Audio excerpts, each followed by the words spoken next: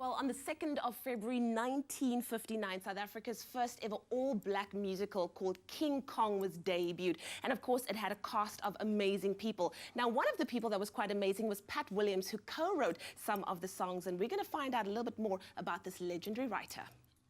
King Kong, brave as a lion, King Kong. To celebrate the revival of South Africa's landmark musical, King Kong, the show's original lyricist Pat Williams has published a heartfelt memoir reflecting on its wonderful history.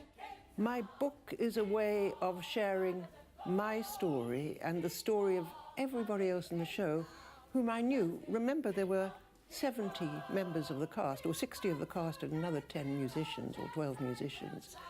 Some of them I of course knew to say hello and give a hug to or something, but others I became very friendly with. And of course I'm writing about those I became most friendly with, because they are as much part of the history of this as anything else. About 70 years ago, would you believe it, I was working on the Cape Times. Then I went up to Johannesburg and worked on the Sunday Times there. And also I wrote sort of semi-satirical topical verses. And so what happened was I was home one day and I got a phone call. And it was Irene Mennell. She and her husband were responsible for the show happening at all. And Irene said, "We've decided to do a musical, and we thought you could write the lyrics. Do you want to?" And I said, "Ooh, try and stop me." And I was round to their house within the half hour. And we started work right there and then. King Kong. Nearly 60 years later, here the show is back again. And of course it's going to be different, because South Africa is a different place. The audience are a different sort of people. All right, take your seats. Time for the big fight, folks. The townships were bursting with musical talent.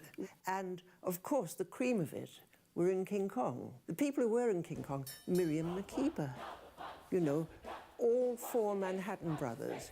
And between them, they were the leading man, King Kong, played by one of the Manhattans, Nathan, Miriam, his girlfriend, Joyce, and the other three Manhattans were the gangsters. And Joe Mokotsi, as the violent gangster, was terrifying, I tell you. You know, musicians like Jonas Gwangwa and Caiaphas Semenya, Letta Mbulu as well. This was their start. And they sang and they danced and they moved, and I don't think there could have been a more perfect group of people.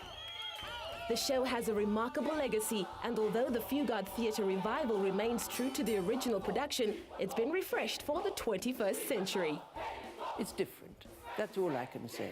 I know that there is an immensely talented cast of characters, immensely talented, a wonderful stage director and choreographer and musical arranger. Bill Nicholson, who was the script consultant, has changed it in many respects and written a couple of extra songs. They're needed for this new way of seeing it. I say bravo to the new lot. We're the past, they're the future. Once called an all-African jazz opera, King Kong carries a tremendous heritage of storytelling and music, and it's a piece of South African cultural history to be celebrated.